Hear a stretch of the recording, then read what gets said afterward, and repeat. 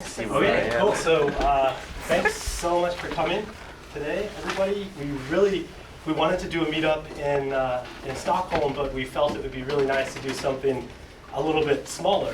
And so we have actually two things going on today. We have this little talk that we're going to do today, which is from now until whenever, like maybe, I think it's going to be about 40 to 45 minutes long.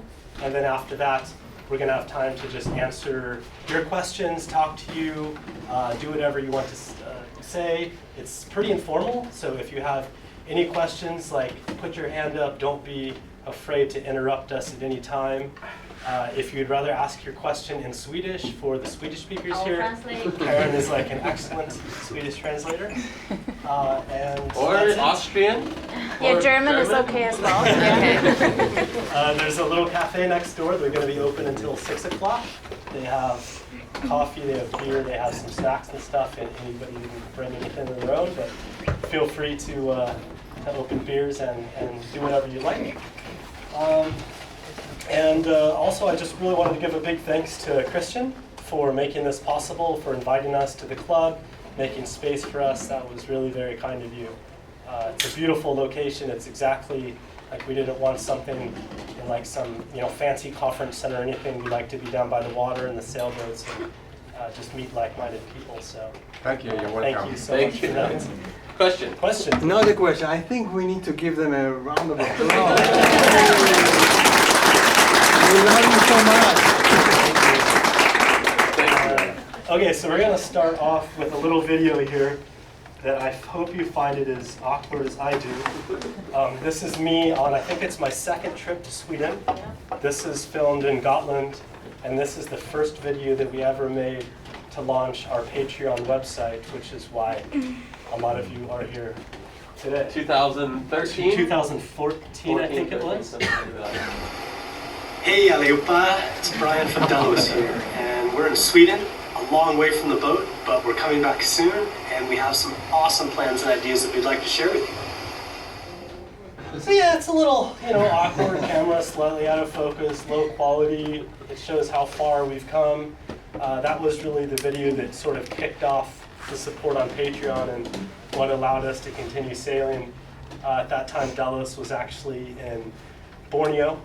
She was chained to a rock wall by a golf course in Malaysia, and we flew back to Sweden because we'd sort of run out of money. Karin's mom, who is also here, where's the sailing mom at? She's over there. Give a big round of applause to Marta. She really helped us out. She took us into her house, gave us food, gave us beer, got us laptops, and said, okay guys, do what you need to do, and we just sort of started editing videos, and that was at the very beginning, so thank you so much, Marta. Okay, so what I thought we'd start doing is start out with a little history of the trip. It's been one hell of a trip. This chart shows our course sort of around the world that we've taken so far. For those who don't know, my name is Brian. I was born in Miami, Florida, but actually grew up in Flagstaff, Arizona, which is a completely landlocked state. So there's not much sailing in Arizona. To go to university, I ended up moving to Seattle, Washington, which is in the Pacific Northwest, which is on the water. And up there, while I was working the corporate 9-to-5 job, I fell in love with the idea of traveling and of sailing. And of just living a life outside of the box that I was in, which would have been, spend the next 20 to 30 years doing this and, pay my mortgage and get another car. And although I was happy doing that, I felt like there must be something a little bit more. So sold everything, house, car, TVs, bought Delos, which is an Amel Super Maramu, 53-foot ocean crossing machine. Year 2000, built in France. She's an awesome boat, and she's taken us some pretty incredible places.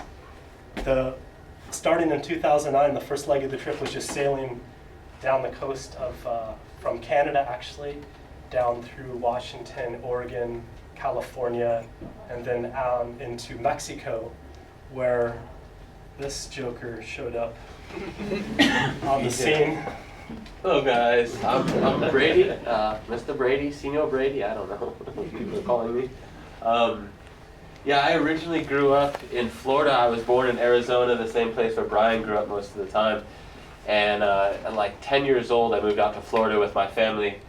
And that's when I kind of fell in love with the ocean and with everything that revolved around sailing and diving. Growing up near the beach, I was always there trying to learn to surf. And as the years went on, I went to university for environmental engineering.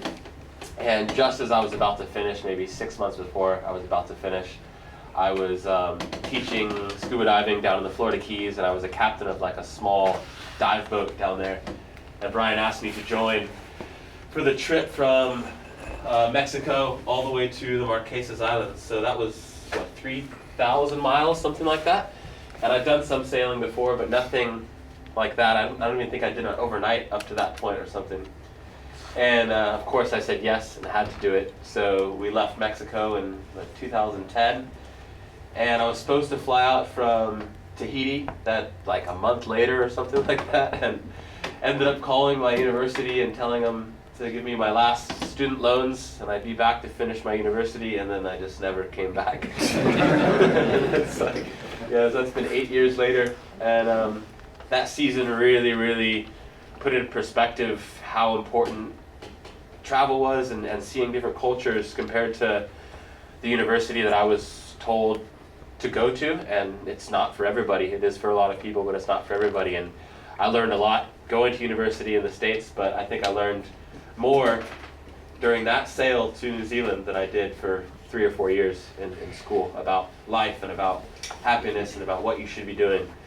So that was kind of, that passage for me was definitely a defining moment for the University of Life, as I like to say. And then we ran into a little Swedish backpacker down in New Zealand. So hi everybody, my name is Karin. I'm from Sweden.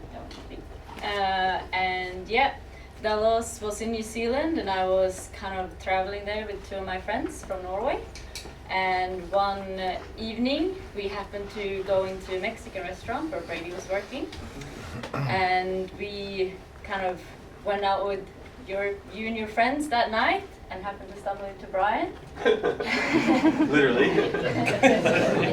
And we kind of hit up straight away, and he asked me if I wanted to go out sailing for that weekend, and that was it. I kind of never left, and that was 7 years ago. So I've been on the boat for 7 years, and it absolutely changed my life. Like, I had never sailed before I met Delos, so it was a complete kind of change in, can you do this? I didn't even know it was possible. And we set off and we sailed through Asia, Australia, and then through Asia. That was about 2 years. I learned a lot about boats and about how to do things and how not to do things. But it was amazing, and then we crossed the Indian Ocean for the first time, which was a crazy ride. It was a lot, like the biggest waves and winds I think Delos have seen when we have had her. And then we decided to, when we came to South Africa, we decided to go for another lap because we loved Madagascar so much. So we decided to do another lap around and go to Madagascar again. And then as we were back in South Africa, we met Yeah, this little Austrian over there. So hi, I'm Lisa. I'm from Austria, and I studied fine arts in Germany, and I finished university a few months before I joined Delos. And this just happened because I was a winner of one of this crazy crew competition. So maybe, I don't know how many people have seen this awkward video I've sent in, but It's a good video. yeah, no, I like it. It's really weird. I like it that I don't say anything in that video. That that speaks for me, kind of, maybe. Even, I don't know. You have to ask them why they picked me. I still haven't figured it out. But anyways, yeah, I stayed on Delos for 9 months. I'm landlocked again. But it was a very good time, and we grew together as a family, which is really nice, and I'm still working for this crazy bunch of people. And 2 weeks after I joined Delos in Cape Town, Alex came, and she's still on Delos, which I think is nice. So I'm Alex, and I grew up in California, and I've been into filming and diving and all those kinds of things for a while now on my own. So when a friend of mine sent me a Delos episode, I think I watched like the first 2 minutes, hit pause, clicked over to the website, and just wrote them an email. And I think that the subject was like, wanting to get involved, smiley face. And it was just like the right timing and a lot of luck, and they invited me to South Africa. So I had pretty much 1 week to get there, so I just dropped everything, got rid of a lot of my stuff, tried to explain to my parents what I was doing. They were very confused, but now they're on board. And yeah, flew to Cape Town, and that was a little over a year ago. And then before we started our passage, me and Brady kind of went on our first date was like a crossing the Atlantic together. And we're still together, so I guess that's a good sign. Yeah, And ocean either brings you closer or further apart. definitely. Yeah, it worked. So it's been a very good year. Yeah. Let's see, I want to talk some more about this chart, but before I do, I have to reset the pictures to get them off there, because the distances on these Mercator projections are really so deceiving. Yeah, they are. This route so far, starting out in Seattle and then going across the Pacific and doing all the loops and the up and downs we've done, is coming over here and going down to Brazil. This has been about, well, I'll guess, this little loop right here. Does anybody want to guess from here, here, and here how many nautical miles that little loop is just to go around Madagascar? 12,000. How many? 12,000. Oh, you outdid it. It's actually 8,000. I thought you were going to go low, but then you went high. They said 4. Oh, you said 4? Yeah. Oh, yeah, double that. 8,000. Okay, cool. So it's very deceiving. This entire route has been 62,000 nautical miles so far. The Earth at the center, the circumference is 21,000 nautical miles. So we're almost, if we were to go around at the equator 3 times at this point. But it doesn't really work like that, because you go this way and that way and around and tacking. So, but it's like riding your bicycle around at that speed, you know, for us. So it's pretty awesome. We have visited. To do that, those 62,000 miles, we spent 340 days at sea.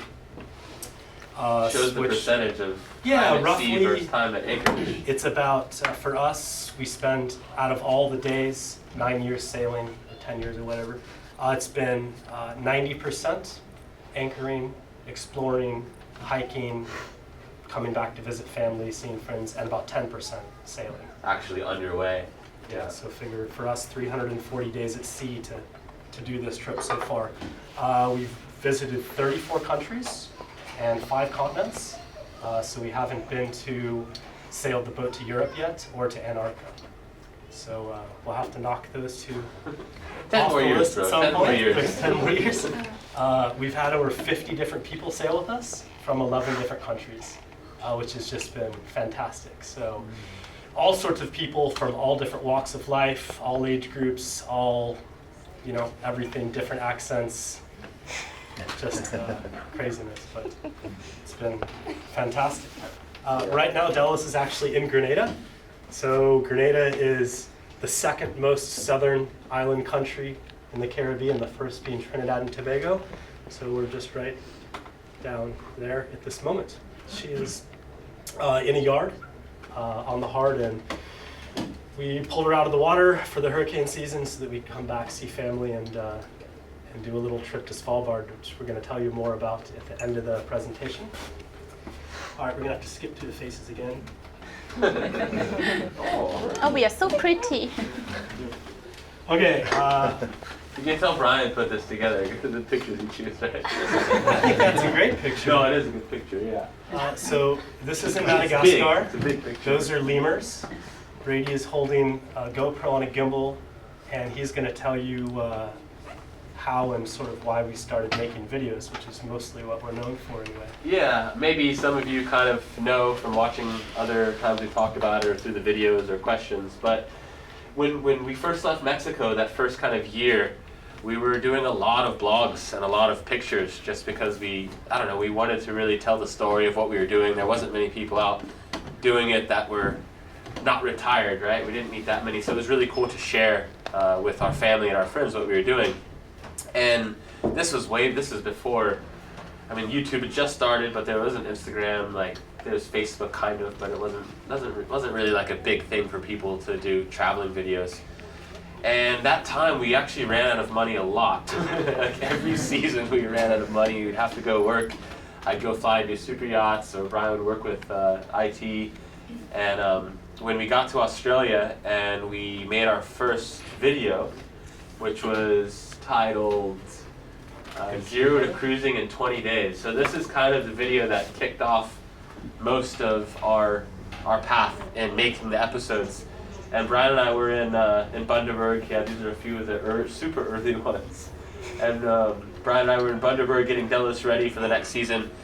And we had a small camera that Brian had bought on a credit card because we didn't have money to buy anything. And we just started filming, and we actually came up with, we put thought into it and filmed it and did like a narration. We did voiceover and put music and told a story of us getting back to Delos and putting it back in the water. And it was something super special that to be a part of and to create something where you can actually look at and think, you know, in 20 years, if we watch this, it's going to be funny to watch. Actually, we could probably watch it now in 10 years. It would be funny. It's ridiculous. But that plus the idea of our family and friends saying, what are you actually doing? Like, we want to see more than just pictures and blogs. We want to actually see what you're doing. And the third thing I think is because cruising, you do spend a lot of time doing nothing, and you can get bored if you're younger and active and moving around a lot. It's not like, you know, we were retired at that point. We wanted to do some things. So to have a purpose to create these videos made a lot of sense for us and made us kind of be creative and have a purpose and have something to accomplish. So those three things combined kind of made it possible. We started putting videos on YouTube. Other people started watching besides our family and besides Marta. All of you guys started watching, and then that's exactly why we are here now with you guys. So it is because of you guys watching that we're here. So thank you so much. And it takes a lot of work and effort into what we do. So this is a clip. It's kind of unedited and unseen footage from. We were sailing from. Fernando, yep. So we were going from Brazil to French Guiana in the South Atlantic. And this clip actually has three different cameras. There's the GoPro that we laid on the deck, there's the drone camera, there's Alex's camera, and we had another camera that's on that tripod filming. So 4 cameras all together go into this clip, and let's see what happens. And this is the rough clip before editing. Yeah, this is just kind of clips thrown together. It's nothing special.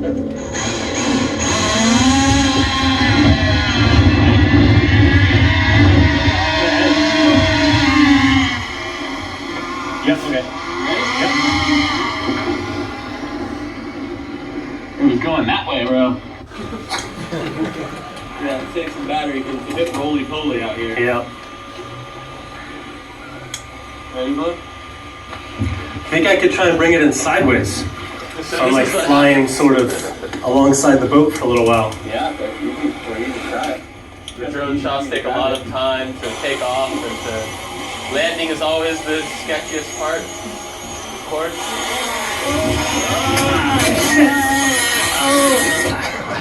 Straight into the ocean. Forever, bro. First world problems. We have the last flight because it sends it to the phone. So here's what happens. I was trying to bring it in and fly next to the boat, and then I fucked up. Went up instead of out. I went up instead of out.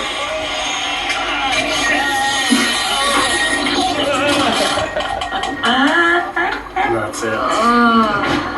Let's see what this one shows. Shit, that's so sad. Oh, I love that drone. I know. I should have pointed a bit more up, but And no more drone. No more drone. How are you going to get another drone out there? So that kind of gives you guys an idea of the like raw footage that we're working with. So to get, you know, one drone shot that's like 5 seconds long, 10 seconds long, all of that goes into it. So with that particular clip, we were shooting with 3 cameras and 1 drone. And a typical day, we can shoot up to like 200 gigabytes of footage, which adds up really, really quickly. And from that much footage, we'd usually end up with like 2 to 3 hours of raw video. So we actually spend a good amount of our days just watching through raw clips and kind of picking out the best parts. But that sort of gives you an idea of what we're looking at when we're going through the editing process. Yeah, and then to come out, try and pick out the good clips and the storyline from there is the difficult part. So we have been filming for about, what, 4.5 years now? And we kind of tried to figure out how much footage we actually have today. And we came up to a rough estimate of 40 terabytes. Yeah. And then we tried to figure out for somebody like me that doesn't really know like 40 terabytes, what does that mean? We figured, or Brady, I don't know if this is pretty true. It's kind of true. It's about equivalent of 40,000 movies on a hard drive. So that's like as much space. So it's a lot. And then of course we have everything backed up at least once. So that makes it like 80 terabytes. It's quite a lot of, and we don't delete anything. It's backed up all over the place. Martha has some hard drives. Our parents in Florida have hard drives, so it's just spread all over. And to edit about 1 minute of video takes a person about 2 to 3 hours. So our videos are usually about 20 to 30 minutes long. So for one person, like if I'm editing a video, it will take me about 60 to 80 hours to make that one episode. So that kind of puts it a little bit in perspective. But we love it, and I wouldn't have it any other way. Yeah. just to use some facts, throw some facts out there. And now Lisa's going to talk a little bit about the sail we did last year, which was a really, really good one. Yeah. Good question. But before you, Oh, sorry. you never script anything, right? No. But anyway, you need to think through where you want the cameras, and I mean, just shooting things as they evolve is one thing. But if you want to do it more, you know, Yeah. Well, I think a good example might be the clip we just watched, because if you notice at the beginning, the GoPro is not pointed in the right direction at all. So, you know, you think you have it lined up and in frame, but then the wind is blowing one way. Brady tells me to take the drone off that way, and now the GoPro is like somewhere useless. Yeah, I think we miss a lot of shots in general because something happens, but also we all have cameras. So we all like filming and we all have cameras, and even though it's not scripted, I think we've done it long enough where we know we're about to get in the dinghy and go someplace. Everyone's just filming anyways because it's second nature. Although in the beginning I remember in this specific one, like a sequence that I was going to edit in Madagascar where we filmed going through this waterfall. And we had amazing shots talking about it. We didn't have one shot of the waterfall. It was like when we got there, we got so excited, and all the cameras were trying to. Yeah, because we just put our cameras down and dive in. Yeah. So we had a lot of those in the beginning. But as the years, I think we're getting better and better. But it's definitely not that professional in the way. But. Yeah. I guess the one thing that we do script are some of like the intros and stuff, because we try and make them kind of cool. So we put a little bit of thought into. Like this is what we want to show, this is where we'll put the camera, but then the normal day-to-day stuff, I think if we had to script everything, it would sort of lose its flair for us and sort of become like... I'm a horrible actor too. That's possible. Actress, sorry. I think that's kind of where the art of editing comes in too, is like you look at footage and depending on who's editing it, they could take so many different angles and approaches to it. But it's just where you feel the story is coming out and what you want to focus on, what voiceover you want to add. So it's just, that's kind of the artful part of it, I think, sometimes. But it's a challenge, for sure. But since you don't plan it, you're never run into the situation where, like, after 3 weeks of footage, have nothing that we used. everybody has to run the same thing. If anything, we're cutting out a lot of stuff. No, there's always usable stuff. Yeah. You throw a bunch of people on a sailboat, there's going to be some kind of story.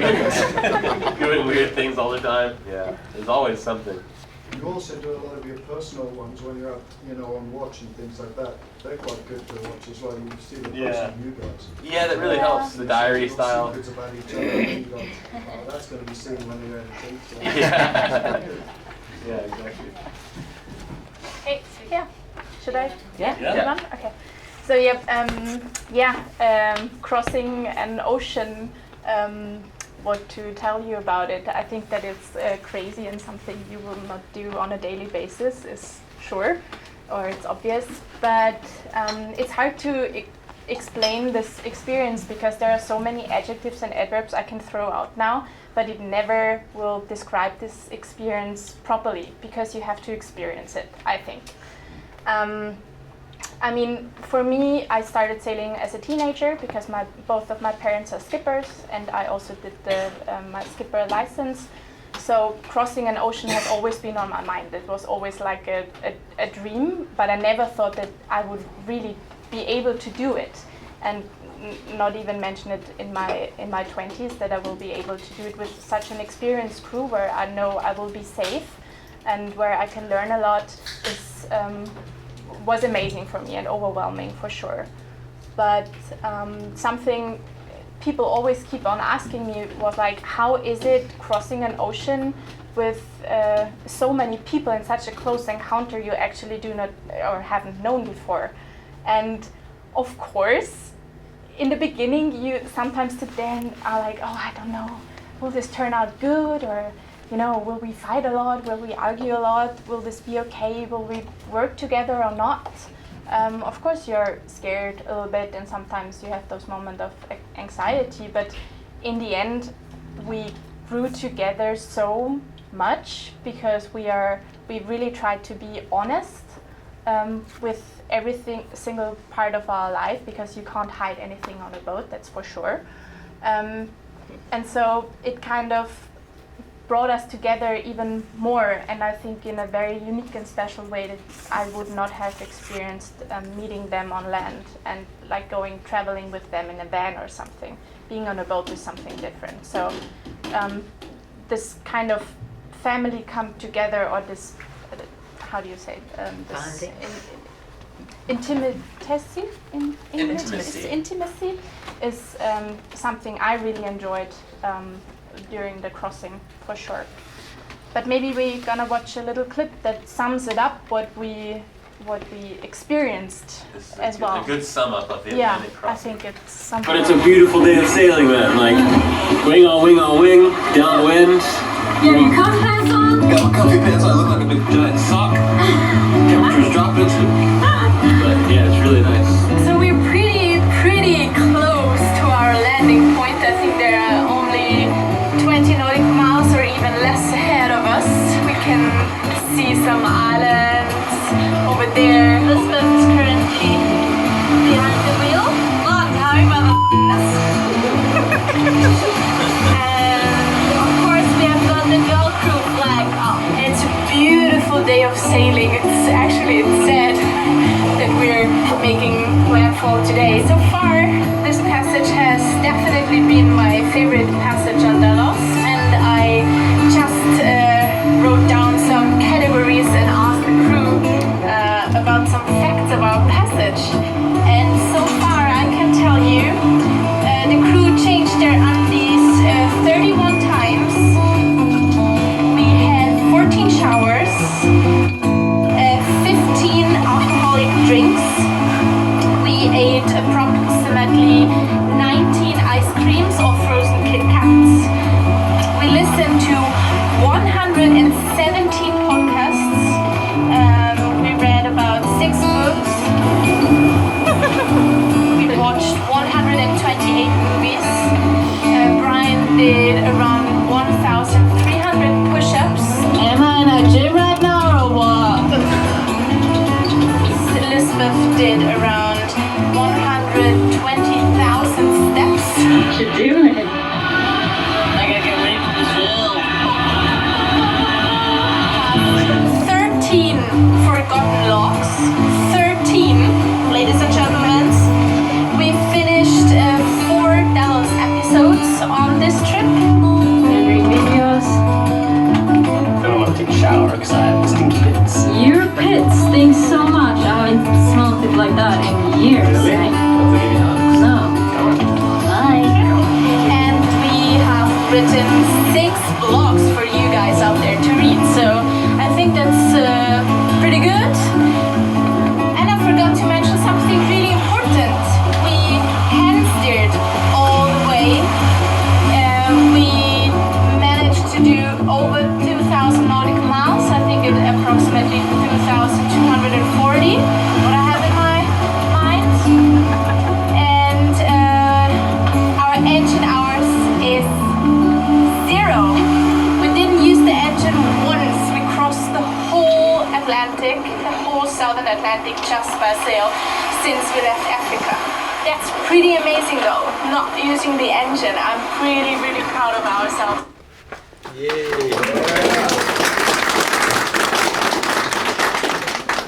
Yeah, I'm pretty amazed by what I'm saying. No, You also realize how many words you repeat when you start videoing yourself all the time. Oh, Do I really scary. talk like that? I need to find some new adjectives occasionally. Yeah.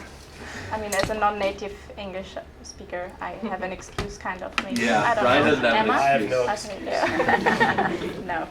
Well, yeah, being, as you can see, it was an incredible journey with a lot of memories.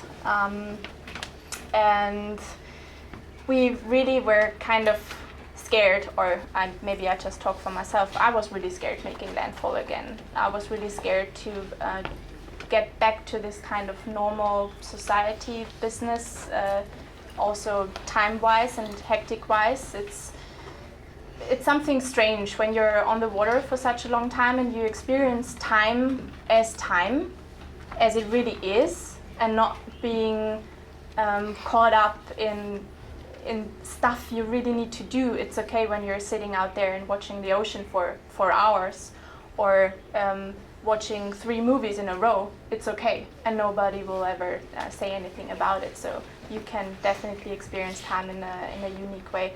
And this was something what really scared me, and it's still a little bit weird after I'm back on land now for 6 months. And it's definitely something that helps me when I think back on the time I had on the ocean. It definitely calms me down and it relaxes me, because I know that this is the real time for me personally. That I learned to experience or to appreciate small things even more. I mean, really small things like having a chocolate bar during night watch. That's a big deal. You have no idea how wonderful this That's is. spoiled for sure. This is crazy, you know, sitting out there and hand steering with the Southern Cross and eating a chocolate bar. I mean, this is wonderful. Or having a hot tea in the morning. This is great, and this is really something that I think I haven't enjoyed that much before Delos, and now this is something that definitely changed my life for sure. And I really hope that this is something even more people can experience, and that they get this feeling and this experience, and that they will change their life based on this experience as well. Because I think it's really important to be mindful in this kind of way, I think. Yeah. So yeah, this was my Southern Atlantic experience, and it didn't stop. That's nice. I mean, I wouldn't have been able to escape in St. Helena or Ascension. So the next exit point would have been Brazil, but even then I decided to stay, so I think it was okay. Yeah. It was good. Yeah, so that's my perspective. But I think it's also really hard for friends and families at home to see kids and family members traveling and being so far away and not seeing them for quite a while. I know that Kasa hasn't been home in Sweden for 1.5 years. Yeah. So that's a long time, and I think it's interesting to see Marta's perspective as a sailing mom on that, how she copes and how she deals with that. The sailing A mom. sailing mom.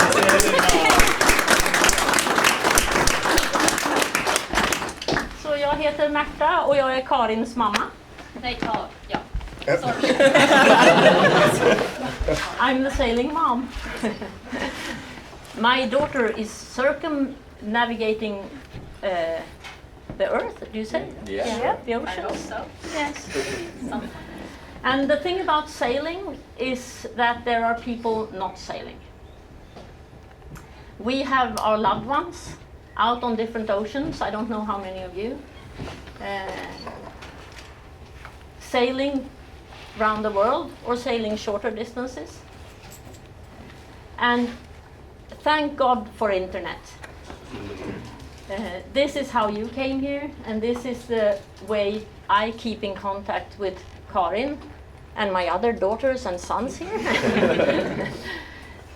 So I watch all the episodes, and of course they don't always have internet, but as soon as they have, I can talk to Karin, text her, or talk to her on Messenger.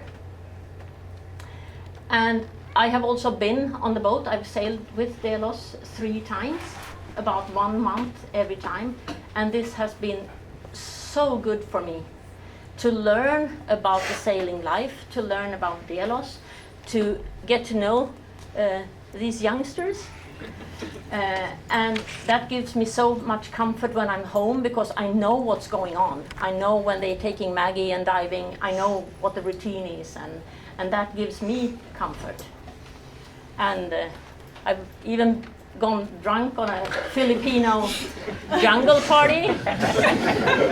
So I even know what that is like when they're talking about, being in Brazil. Oh well, I know the deal. I wrote a blog about this, I don't know, on the svdelos.com. If you search Marta in that searching thingling, that's up there, you can find the blog. And it was interesting because when I wrote that, that it is tough to have your daughter on the other side of the world. I got some responses, what, aren't you happy? Aren't you pleased? What, I mean, they're doing great things. You should, what's this crazy thing about being sad and thinking it's tough? But I tell you, I'm this happy, I'm this proud, and I'm this sad. And that's okay.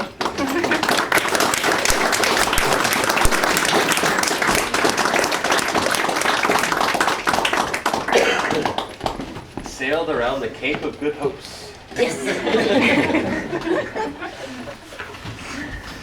Alright, so now we wanted to talk a bit about why we like cruising so much and why we continue to stay out there and stay away from our family, which I think for us is probably the hardest part too, to be away from our loved ones as well. Mm-hmm. But we wanted to do it by talking about what we've been up to lately, because we've started to share the episodes from Brazil, and we're still working on editing that, and there's a lot more to come. It's a really cool country, so we're excited to share more. But we finally made it to the Caribbean, and our first stop was in Tobago. So it's actually this little island right here. People probably know it as Trinidad and Tobago. So this is Trinidad, this is Tobago. And it was a 500 nautical mile sail from French Guiana. And we had heard that it was the drift dive capital of the world. And that's a big reason why we decide where we go, because diving's kind of our our main hobby on Delos, besides actually there you go. besides sailing. So it's kind of a rarity, but on Delos we have like a mini dive shop of sorts. So we can dive straight off of Delos or load up the dinghy and dive off of the dinghy, and that lets us explore some pretty incredible places.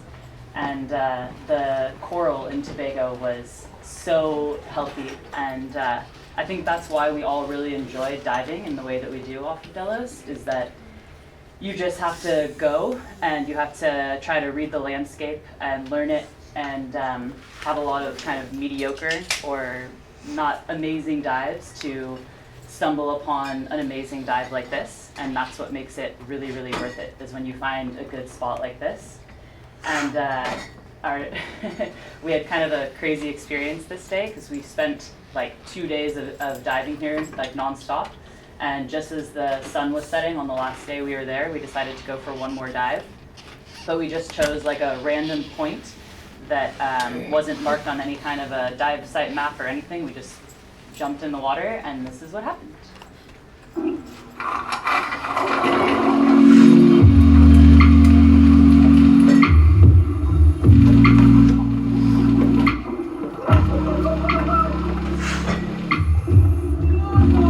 We found a wreck.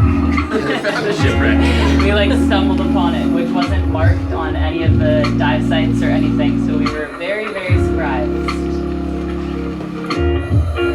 You just see, you're diving down a shallow slant, and you see this big shadow come out of nowhere, and you're like, what is that? And Ryan's yelling at me. I saw it first, I was like, guys, do you see this? Everybody's like looking at the coral, like, you'll see the coral later, like turn around. Look at this thing. It's awesome. Big boat too, like 50 meters. We didn't find treasure. Yeah. Sorry. Or you did. You win. We later found out that actually that ship was sunk by a dive shop like just around the corner, but it had only been there for like a year or something, so it wasn't marked on anything. So yeah, we were very surprised, but I think that's kind of like adventure at its finest, to just go and go and go, and it's not always amazing, but then when things like that happen, it's all worth it. All the random dives that you go on where you don't see anything, you know, something like that happens, and you just want to keep diving and keep going.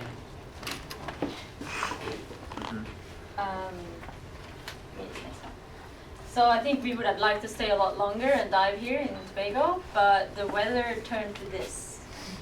It just started blowing really bad, and we decided to bail because it looked like a front was coming, so it wasn't going to get better anytime soon. So we decided to sail a little bit south to Trinidad, and it just happened to be Carnival, like 3 days after we arrived. So we were super lucky, and we had heard a lot about Carnival, of course, being in Brazil for so long. And this was, I think, it was incredible in the way that we thought we were prepared, but we had no idea. It starts out with this, which is called Juve. It's a kind of kick-off for the whole Carnival weekend, and you meet at 2 o'clock at night in the middle of the city, thousands of people, and then you start walking with like a band, and everybody's throwing mud and paint at each other, and it was just, yeah, it was just like out of this world. And I mean, looking at some of these pictures, it might look like it's just a big party, but I think what was really amazing here was that it was also a lot of culture involved.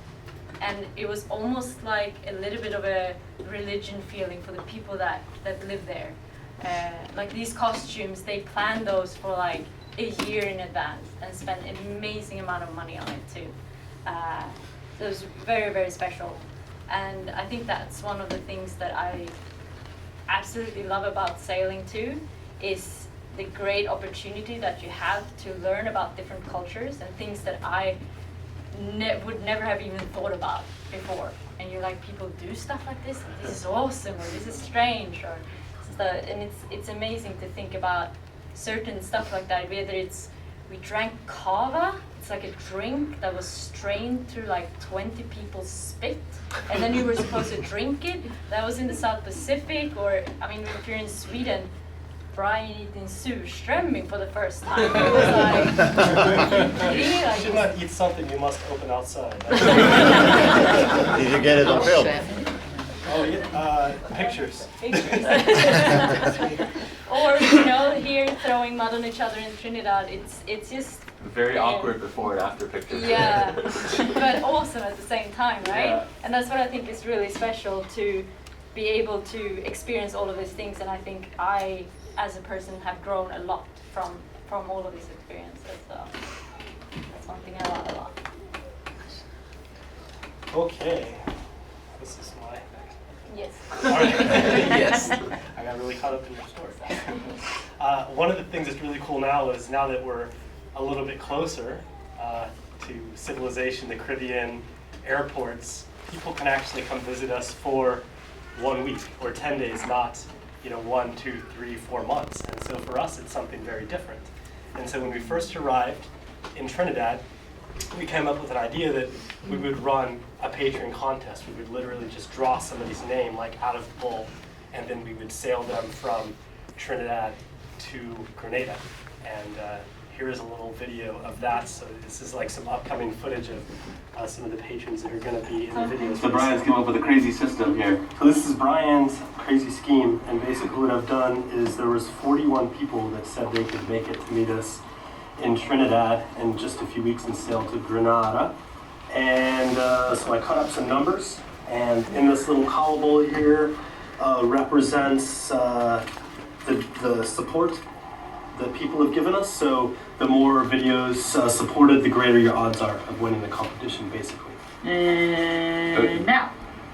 And the number is 81. 81. Who is 81?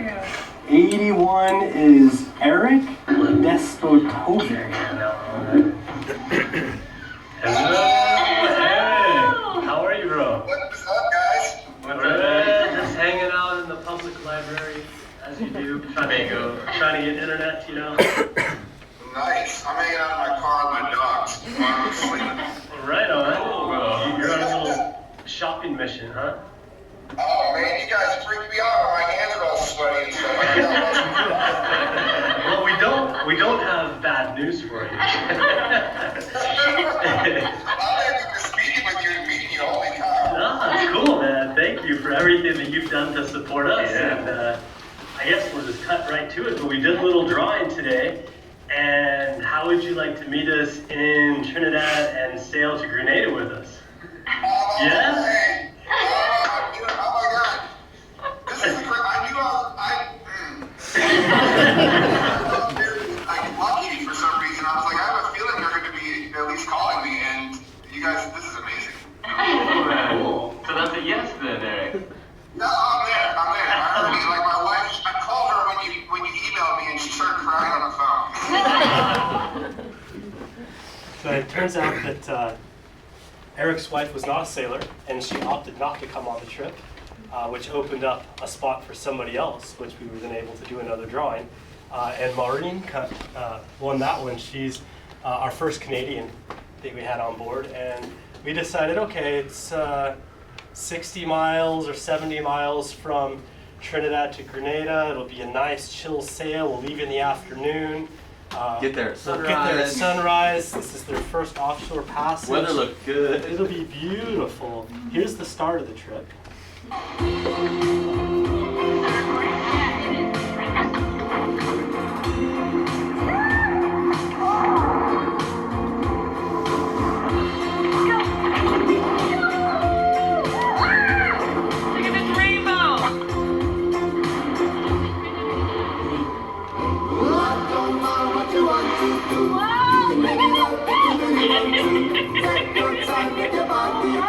It is beautiful.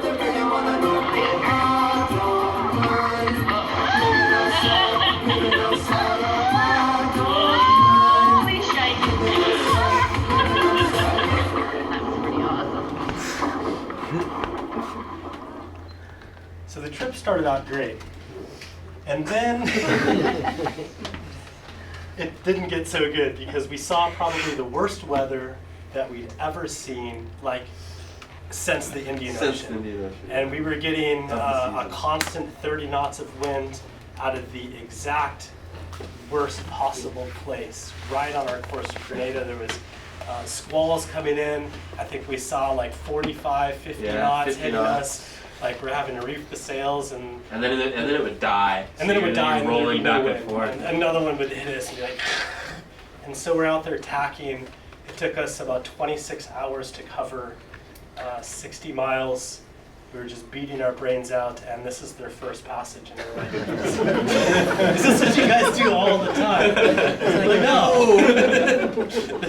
But they hung in there. They were a little bit. Maureen was a bit seasick. They She couldn't threw do up their a few watches, times. but we did get them to Grenada safe. Nobody fell off. And they still like sailing, it turns out. Yeah, we took them for some like proper cruising day sails on the coast. The wind on the beam or behind you, and it was pretty good. But I think that's one of the things that I really do love about sailing is if you sail there, then you've done it on your own power and you feel like you've really earned it, or at least I do. It's a lot different than flying into a place, and you can experience good weather, you can experience bad weather, but in the end, it's really just such a feeling of accomplishment. And I think one of my favorite things is, when we're just about to leave a new country and we check out of the country, we clear customs, we clear immigration, we put food on Delos, and we're like, oh man, we're like totally illegitimate in this country. Like we're not even supposed to be here right now. We're like in between countries. We belong nowhere. And then we can just go out sailing and then arrive somewhere. And it all starts over. It's cool. It all starts over again. So I love it. Yeah, this is, I think it's a video. This is a video. I think. Yeah, so this is us after all that beating. It doesn't look, it never looks rough from the drone, but it's still blowing 35 or 40 at times. And this is Captain Rick Moore. He has a sailing channel as well. And he came out to meet us as we were coming into Grenada to give us a Caribbean welcome, as he called it. And he flew his drone, which we were very impressed with, because we would not have taken our drone out right then. Well, we just lost the drone, so we were one drone down. And I think this right here sums up like what is my favorite part about the Delos project as a whole is sharing. Is that a foghorn? Yeah, somebody put some wind track over the drone. So we can go ahead and turn that down, right? Meeting these people, like meeting Rick Moore for the first time. We never met before, but the sailing community is so close, and just like, of course, both being on YouTube and just knowing how it is, meeting him and being introduced to the country of Grenada as a local it's incredible. Any place you go, if you're introduced as a local, you kind of break down all the barriers right away, and you're brought into the family, and you're one of them. And yeah, Grenada, we came right into Grenada and had a huge party with these guys, and it's really what all this is about. There was a boat full of people on his boat. Everybody that was there. Where's Marine's husband? So this is Marine. She's the contest winner. This is Marine's husband, and he flew out to get on Rick's boat. Colin. Yeah, Colin flew out to get on Rick's boat to surprise Marine. Actually, he just flew out. Yeah, and true. His plan was just to meet us somewhere, like somehow. Well, he didn't tell her at all, so he flew into Grenada. Saw his Delos shirt wandering the dock, and was like, "Oh, you going to meet Delos? Come on my boat. I'm going to meet Delos." So yeah, it was really cool, and she freaked out. She's like, "That looks like, is that my husband?" Just completely blew her mind. Like, what are you doing here? It turned out awesome though. We hung out with these guys for a while, but like I said, this is why. I mean, this is the Delos project is bigger than just our videos. It's all these people getting together to sail. It's you guys coming here. It's everything. It's what makes it all really inspiring and keeps us going. And speaking, I mean, that's why we're here, right? That's why we're here, is to meet you guys. So, well, what next for us? I guess you guys have probably heard about our trip to Svalbard. So that's we're going next week actually. We leave Friday. Yeah. We have bought socks, we have bought boots, we have foul weather gear, hats, gloves, everything that we had to buy because we don't have any of that business right now. We're gonna fly up there. We're gonna meet with Andy and Mia, who, if you haven't followed their blog or their podcast, it's 59 North Sailing. She's Swedish, he's American, and they're very cool people. We actually met them 2 years ago in Stockholm. And when we were crossing the South Atlantic this year, they sent us an email and said, "Hey guys, we're going to be up with our boat Isbjorn in Svalbard. We have about 3 weeks between trips with other people. Would you guys like to come up and just see what it's like to do cold weather sailing?"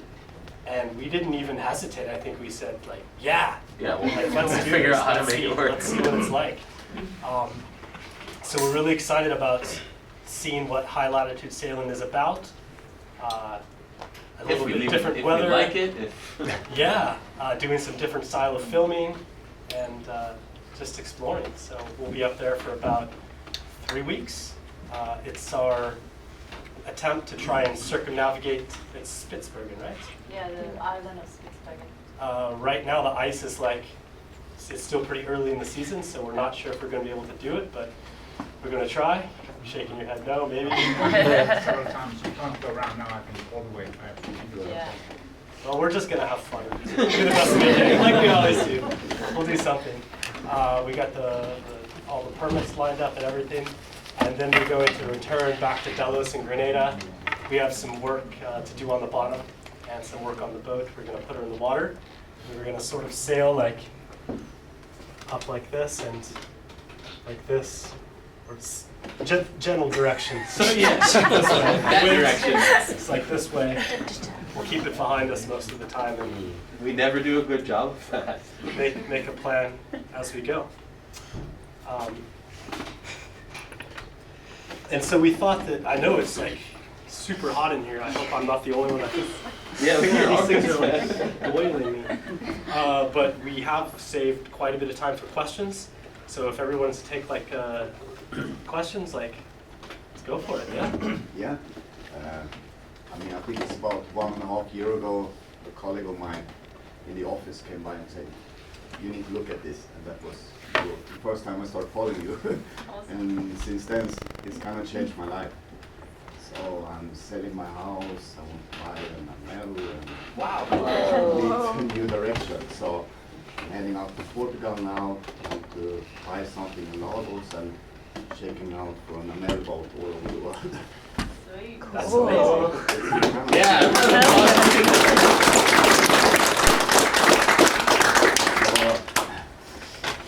Very emotional. All pleasure. Thank you. Anyway, so I was one question. Would you say it's fairly comfortable to sail an Amel with 2 people only, or even in rough conditions, or is it a challenge? I think this is a great question for you. Yeah. I mean, when Can we you were. repeat it for? Yeah, sorry. So is it comfortable to sail in a Mel? Like do you mean the Mel that we have, like Yeah. the 2000 kind of Yeah. sail? Because the older Or- ones we haven't sailed on that much. Yeah, but if you compare Yeah. your boat, Yeah, to Delos. I mean, for me, it was actually me and Brian by ourselves for 1 year in the Philippines. So Brady went off working, and I learned a lot during that year because it was like all of a sudden I needed to be able to do everything as well, right? Yeah. So I think after a few months, we were sailing. Brian was sleeping. We were doing, of course, you sleep less because you're only 2 people. So Yeah. we did like 3-hour shift each. And yeah, I saw this squall coming, and I knew it was going to be like the squalls. They come, it's like 40 knots, and it was like maybe 10 knots at the time. I was like, I could see this thing coming closer and closer, and I was like, oh. I didn't want to wake Brian up because I was really tired. So I was able to take down all the sails from the cockpit by myself. So I took them down, the squall came, it was like thunder and craziness. I was just motoring. And then when the squall had passed, I turned off the motor, put up the sails, all from the cockpit by myself. Wow. So it's definitely possible, I say, for sure. And I mean, Delos is a very comfortable boat in that way that a lot of things are electric, like the furling system, so you can literally do everything, most of the sails, like all the ones that we use most of the time, from the cockpit without leaving it, and we're not, I mean, without. She weighs 50 kilos. She's moving around. I would 50 say most kilos. people can definitely. I hope We that answers. have two guys here who could really answer your question. Egon and Sylvia, they've been out, they built their own boat and went out 8 years, those two, around the world.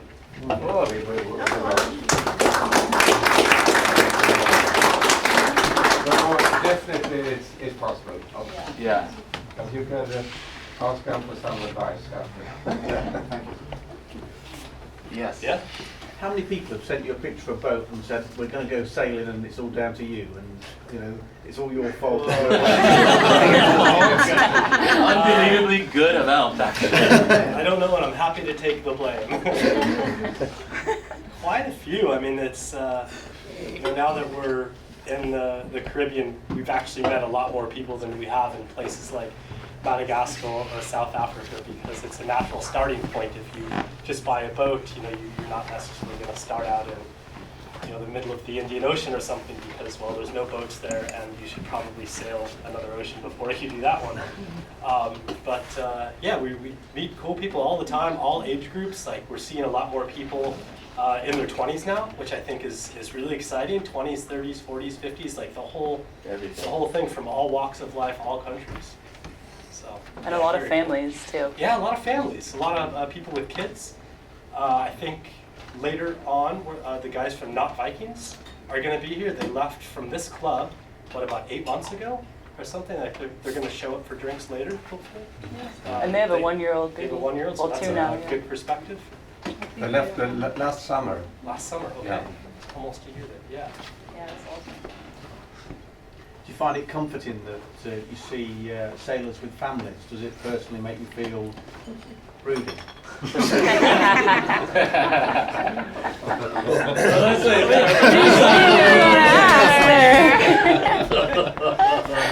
I'm not. Are you pregnant? Not yet. No, but I think it's amazing, and I think it's really cool to see how you can do it and how so many people grow as a family together too. And a lot of people also, like we met one couple now in Grenada that left their kids. How old are they? Like which ones? A couple of years ago with Michael and stuff. Yeah. Oh yeah. Like they left. He's 15 and the girl is 12 or 13. 12? Yeah. Yeah. So I mean, even living with kind of older kids and how they had changed, like how they changed during the first year when they were out sailing, it's pretty amazing. So. Yeah, cruising kids are like, I don't know, they're a different world, because you grow up learning, homeschooling, but you grow up in a community of people that are, everyone on the other boats are engineers or doctors or scientists. So when you're at the same anchorage and you have a barbecue on the beach, everyone gets together, and like one of the guys from another boat will take the kids and teach them a science lesson or teach them about math. So it's just a really cool community for a kid to grow up in.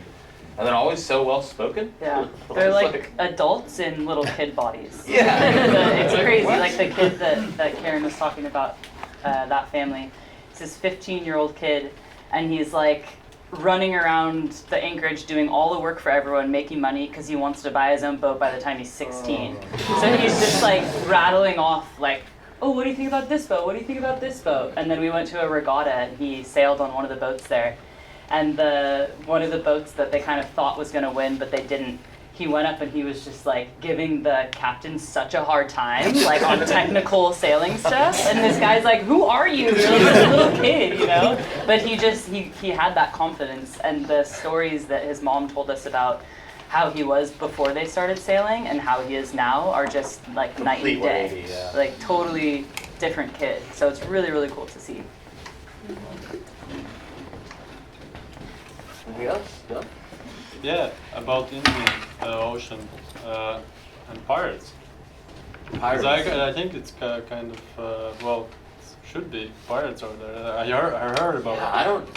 There's the one website. The U.S. has a good website that actually does like they keep track of all the reported piracy. Do you remember the name of that website? I think we have a link to it on our Yeah, it's on our somewhere. website. But it keeps track of everything that's ever reported, even if it's an attempted piracy. If somebody sees a suspicious boat, or if somebody tries to get on the boat, it's reported. And it actually dropped a lot, right? There wasn't like... There's a lot of different reasons why. Yeah. I mean, we heard a number of different things. The thing that I like the most is, or I believe the most, is ships, and we met some of these guys, is ships actually, because the hotspot was off the coast of Somalia. And we met people and we heard stories that had been boarded and taken, and so it was just costing the shipping companies too much money, right? And so what they did is, instead of just running into their castles, then they started having mercenaries on board, and the mercenaries weren't there to shoot people, they were there to shoot outboards. So if an outboard comes to you, they have a rifle, 50 caliber yeah. with a scope, and they just shoot the outboard, and they just keep on going, and there's only so many outboards in Somalia. And I think the last reported incident was, what was it, 2015? Yeah, 14 was the last. It's been a number of years now. So things have really calmed down there, but then other hot spots pop up. So, you know, when we went through, I think the really dangerous spots now are between Borneo and the southern Philippines. So the Sulu Sea, Zamboanga Peninsula. There's a friend of ours got kidnapped out of a marina that was safe when we were there. Guys came in Tongas, and they kidnapped people off of 4 different boats. A couple people got beheaded, unfortunately. The Norwegian guy who managed the marina ended up getting out somehow. After a year of being hostage. Yeah, it was a year captive. Oh my God. So those, you know, but we went through there. When we went through there, we had an escort. We got together in a convoy of other boats. We had an escort from the Malaysian Navy, and we were also protected by the Malaysian police in each ports that we would stay, and also the Filipino Army was on certain beaches. We had a no movement rule, so from 6 p.m. to 6 a.m. they had a shoot first, ask questions last rule.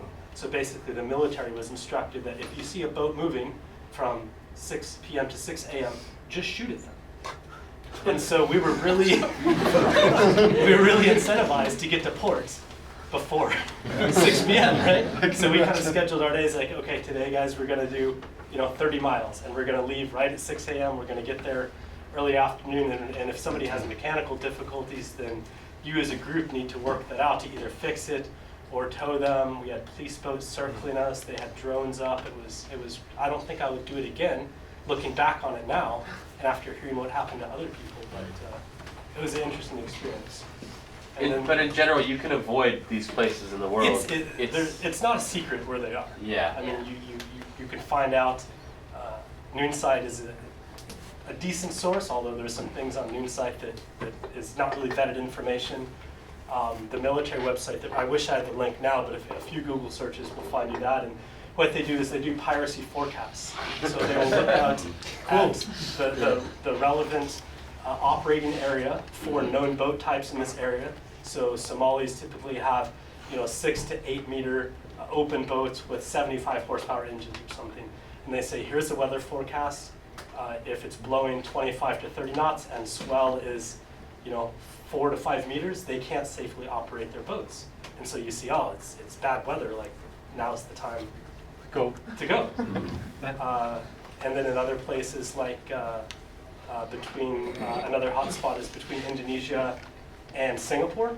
I think there's actually more piracy incidents in the Malacca Strait now than anywhere else in the world, but they're only after a very specific type of boat. So when we were going through there, we asked a lot of people. They're like, yeah, there's pirates, but they won't bother you. They said they don't bother white boats. We're like, well, what do you mean white boats? We're like, well, a yacht. A yacht is too much trouble for them. They're after not stealing the people, but they're after ship stores and cargo. So they want to take oil. Yeah, they want to take like a 200 or 300 meter boat filled with DVD players and TVs, and has like a bunch of cash that they can just take and then sell all the stuff on the black market rather than trying to sell me or Karin to somebody. So I think if you do your research and stuff, then you can easily avoid the areas, and if there are areas, there's definitely ways. I certainly wouldn't prevent from sailing around. When you met with Captain Fatty, and he said the story about Jürgen Kantner, looking in the Philippines, when I watched that, I was quite moved because I knew the story of Jürgen Kantner, and I decided to put the two parts together. Yeah. And then I thought, wouldn't that make the most amazing movie? Yeah. I mean, did everybody hear the question about that? So does everybody? So you commented on Captain Fatty Goodlander, who is somebody that has been sailing around the world for 56 years or something. I think he's on his 4th circumnavigation at this point. He writes an article for Cruising World magazine, and when we pulled into Durban, I saw his boat name pop up on the AIS. I was like, no shit, is that Captain Fatty? His articles inspired me when I was dreaming about sailing. And so we went over and we talked to him, and we actually filmed a number of interviews of him. He's like a real old salty sea dog, and he likes to tell a lot of stories. He told us one story in particular about friends of his that were kidnapped by Somali pirates, and when was it, 10 years ago, something? I can't remember exactly. It's a really interesting recount. In that case, it ended up very poorly. She was, everybody was brutalized.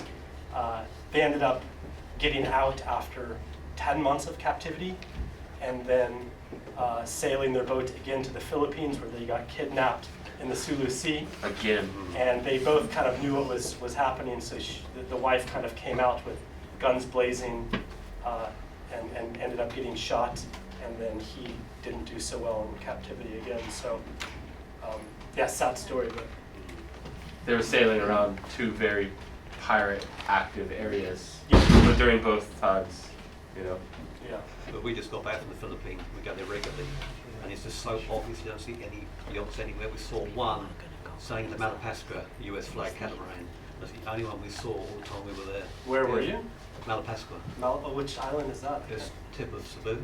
Oh, okay. Oh, yeah. Okay. The southern tip, or? No, northern tip. Oh, wow. Yeah. There was quite a few boats when we were there, so it must have changed. Question in the back.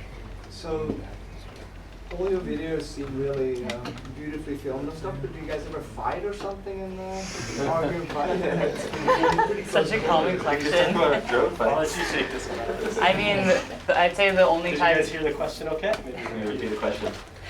He asked, I think this is a common one, like it looks like everyone gets along so well, but is that really how it goes? And surprisingly, yes. I think that, the only time that we bicker is when we're arguing who gets to fly the drone. Like one person's flying and the other person wants to fly it, and we're like, give me it. I already got those shots, give me the drone back. But I think that, coming from an outside perspective, even though these guys seem really kind of crazy and wild, they're actually probably three of the most sane people that I've ever met. I think I realized that when I went back and visited my family, and I was like, I need to go back to my other new family. Just being open. That's when you come on Delos, that's the first thing that's kind of made very clear is if something's going on, just talk about it with each other and be open with it. Because like Lisa said, you can't hide anything on a boat. It's way too close of quarters. And I think that's a good starting place to get along and not let things fester. And I don't know. Yeah. I think it's interesting because Alex, you have been on a boat before, on a catamaran, but you have not that much sailing experience like those or like me. So I think for you it was even more interesting how this can work, right? Or am I wrong? Yeah. But I think too, but you know what you're doing. Well, when you're a sailor, you know how a boat affects a character, and then you know what you will have to deal with. You know how it will be when somebody's on the toilet and it stinks or something. It's you definitely know what you are. Yeah. I think you learn to take personal responsibility for yourself. Yeah. No one else is in charge of the way that you feel besides you. Yeah. And that's a learning process. But once you get to that point, then you can only take responsibility for how you feel or how personally you take things. And I think that these guys have been doing it for so long and had so many different people on the boat that they know it. I think something that really helps too, that we've kind of, perfected a little bit over the years, is also to make it very clear what is expected of you. So when you get on the boat, we have a cooking schedule, so it's your day to cook, and then you cook. It's not who's gonna cook today kind of thing. So we have cooking schedule, we have cleaning schedule, we have watch schedule. So it's very kind of in that way clear, okay, I'm gonna cook today, so then you just do it. And it's written out, so when new people come, you're okay, here is what's gonna happen, and we all do the same thing. We all clean, we all cook, we all do watches. It's very equal in that way, and I think for us that has really worked. Of course Brian is the captain, and he makes the final decision sometimes. I get all the worst jobs. But I think that has really helped us to not create, so people aren't unsure, should I do this or should I not? So I think that has helped a lot. Yeah, for sure. Thanks. Yeah. So you put everything public, and it's nice, but is there a downside of bringing all your personal life on YouTube? I don't know. I think for me, I thought about that quite a lot lately, especially when we came into the Caribbean, when it was quite a few more people that maybe came up and yeah, like hi, or maybe coming by the boat. But that, for me, that's what Delos is. Like, it's not, Delos is not mine or Brian's, or like, it's how everybody is part of it, and the people that have been on board, or people that will be on board, or, you know, people that write to us and inspire us in different ways. I think that, for me, is what this project is about. And the people we meet because of it, that's what's so special about it. So I would say no, not so far. I think the bigger danger is letting it take over your life, though, because, you know, to us it's fun, but it's also how it's like running your own business. And one of the things, the problems that I had a previous business where, you know, I was building a software consulting company, and so everything that you do running your own business directly incentivizes you to work and do more, because you can get more customers, you can get more revenue, you can do whatever. And in a case like this, where your life and your work is like this, you can get to a point where, if you're not careful, you live all of your time behind the lens of the camera, and then, you know, you're out here supposed to be sailing around, enjoying this amazing experience, and you're like, well, hey, Brady, like, tell me about what did you just cook for dinner? And Brady's like, well, shit, man, it's just spaghetti and meatballs. Really nothing to show here. So we always try and be a little bit conscious of making sure that there's some days where we just don't film, and those are just our times, or some things that we don't do. And we try and do that often enough to keep our sanity, but yet still film the cool things that really matter. Like when something exciting is happening on the boat, you know, like we were on a 17-day passage from Brazil. How much of the 17-day passage are you going to film? You're going to film like the highlights, like, okay, it's time to change sails, somebody made a really good meal, but there was also just 18 hours where everybody was just laying around reading books and listening to music. And that's just, you know, your time up at the bow, or, you know, laying in your bunk watching movies or whatever. So I think it's important to watch that balance, though. Yeah. I think there was another back there. I guess my question is in a way related to what you already answered, but how has the success that you had on YouTube and everywhere on the internet, how has it affected your cruising life? Is it a big difference now compared to when you started, for example?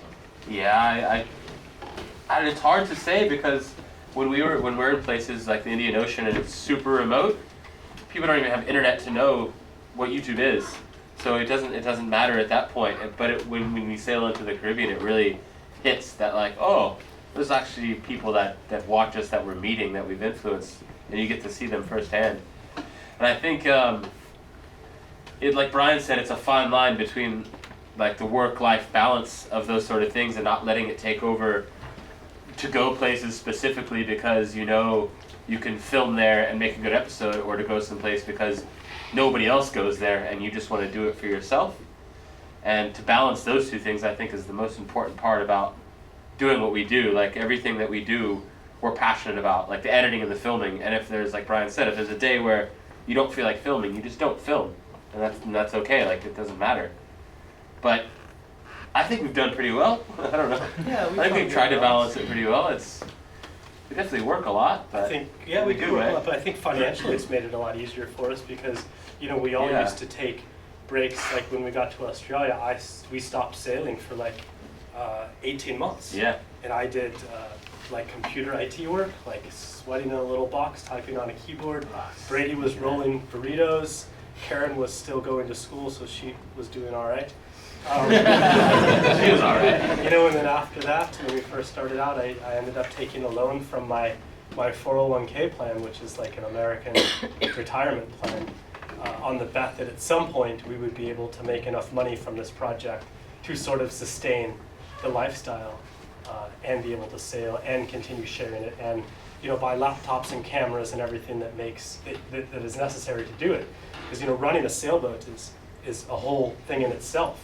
You know, it can be a very expensive endeavor, but then to also try and run a filming project on top of that is like a whole nother thing that we've had to like grow and adjust to over time. But so far, it's been all mostly on the positive side, and I think if it ever gets to be more on the negative side, we'll have to reevaluate our values and, you know, do what's important to us. Yeah. Let's think. I'll let you know what happens. You'll know. There won't be a video up on a random Friday. You'll be like, oh, okay. It was too much. Does anybody need a bathroom break or any BS? Okay. I don't know. Are they here in this building? Yeah. Okay, maybe we'll I have some more questions actually. I have a technical question. Okay. First of all, this was extremely interesting, and maybe this is too much of a difference in the question style. But I've been observing you over the What years. ringtone is that? Nice ringtone. Sorry to interrupt. Go ahead. I've been observing over the years that you have had an electronic self-steering device, not a wind machine, not a wind vane. Is there a reason for it? We've been talking about this a few times lately. Yeah. You know, I think my reason from looking at it is when I bought Delos, I knew virtually nothing about an ocean crossing boat. What I did is I looked for a design in a boat that I thought somebody had put a lot of thought into, and that could really take care of me when I made silly mistakes. And so this boat came exactly the way it is with the systems that you see. Every once in a while when something breaks, we will replace it, or either because it's broken or preventive maintenance. But you know, this boat came with an electric autopilot that's installed on the quadrants. It has a backup rotary unit as well that you can switch. It probably has, we've put 62,000 miles on it. I think the previous owner probably put another 30,000 miles on it. So now you're talking about an electronic machine that has close to 100,000 sea miles and is still operating. It does break. You know, I've had to replace the gears inside. We had to replace the rudder position indicator recently. But other than that, it does exactly what it was intended to do with, and what I would consider very little maintenance for a part on a sailboat. I don't really know a lot about wind vanes or how they operate. I've certainly never wished or thought like, get rid of this stupid autopilot. I wish I could have a different one. Maybe if I started out with one of those, like probably I would be very enthusiastic about that and say, to hell with the other thing. But yeah, I guess that's the. Did that answer your question at all? Yes, thank you. And we talked about the transom too, right? How many yeah, I guess the other thing too is we really like to swim off the back. I was recently on another boat that had actually a very cool, I think it's a Cape Horn steering device where it did take up less of the transom. It was mounted in a very unique way, but some of the older designs that I've seen are, you know, they sort of come out, and I think they do better on a canoe stern or a flat stern rather than Delos has, you know, a transom with steps that lead down to the water, and you can fish back there, you can swim back there. We routinely put on all our dive gear and then like giant stride off the back. I kind of have my questions about how you would adjust it, and if you could do it off center and still have all the gear back there that we do, and just things to think about. Good. Anything else? 2.0. Yeah, Delos 2.0 maybe. Shut up, silly. Although, I mean, after this last season where the autopilot, the rudder position indicator did break in Ascension Island, I mean, we really thought that was a blessing.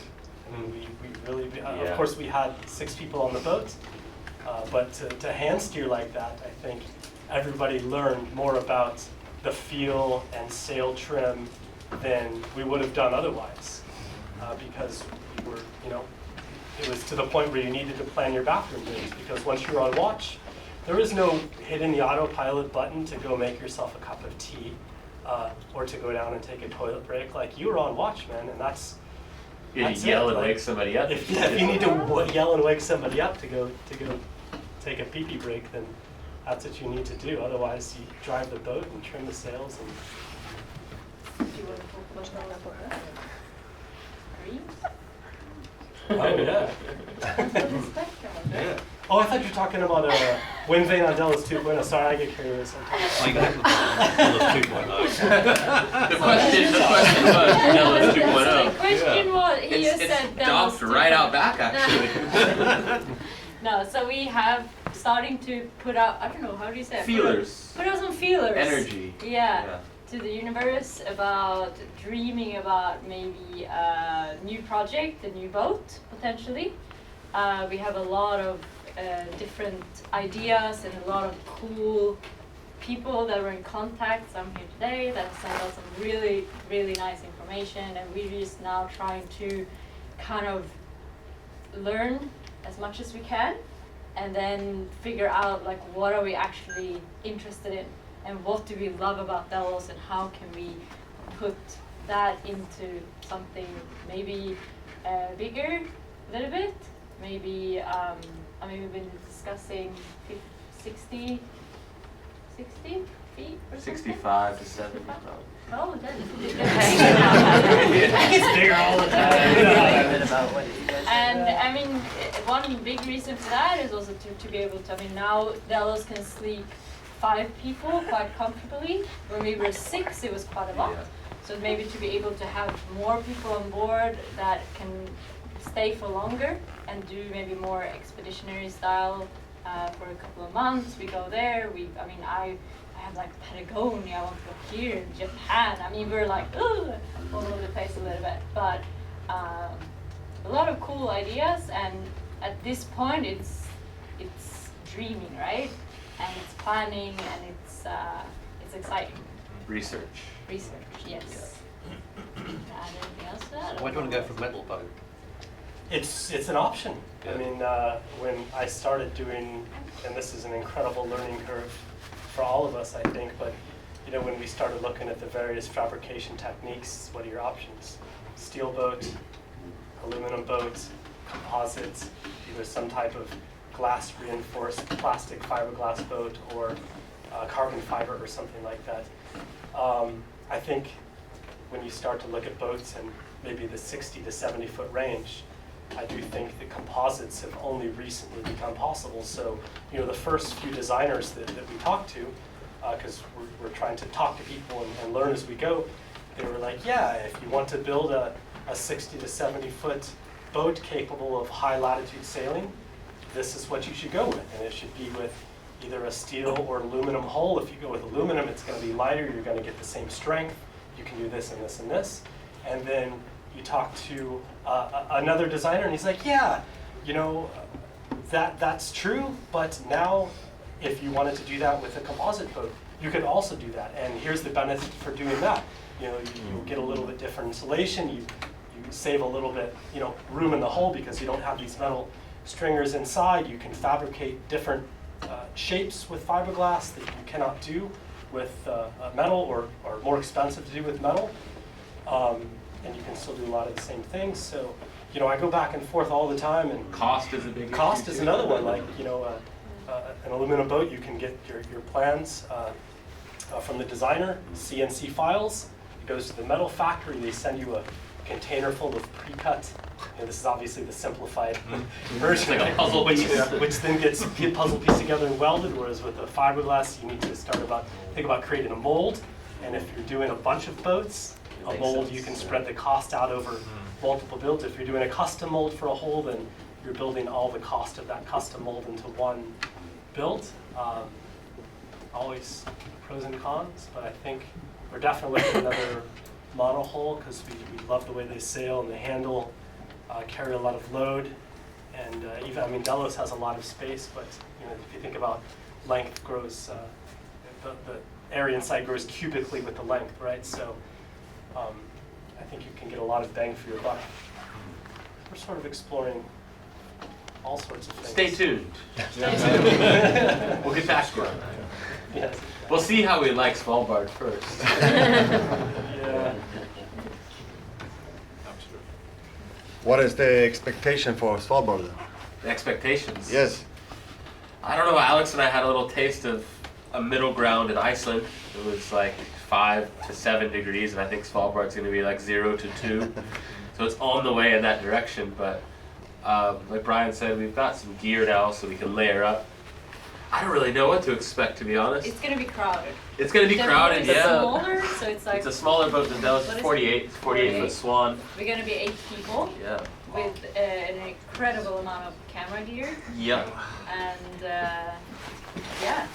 Some interesting kind of facts about Svalbard. I don't know if you guys know much about it, but actually there's more polar bears than people there, so that's pretty interesting.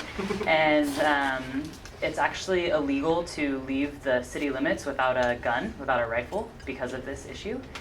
And it's summertime, so they're pretty hungry and therefore like curious. And we've seen a handful of videos where they're kind of coming up to boats and feeling out the situation.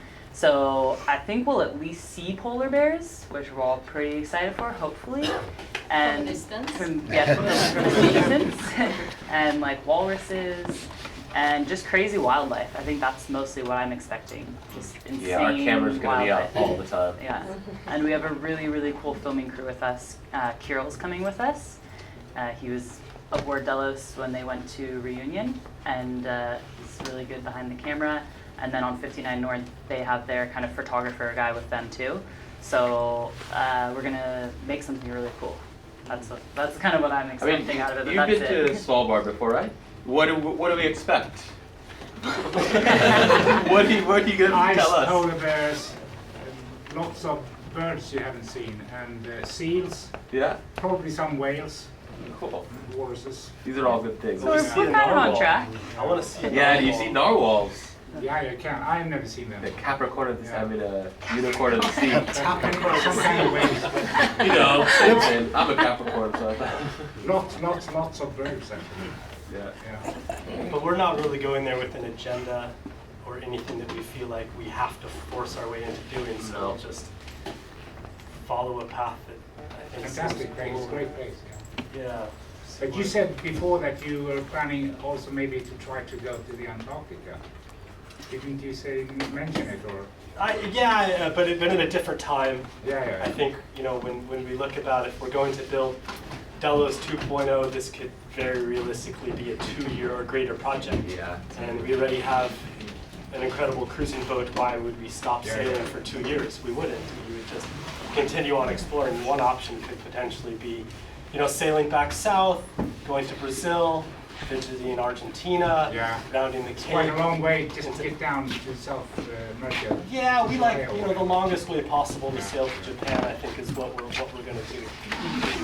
Southeast. Yeah.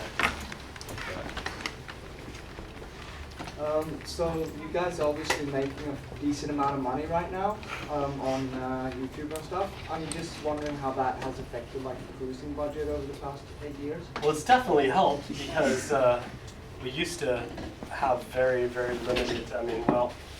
It's definitely helped here in both good and bad ways.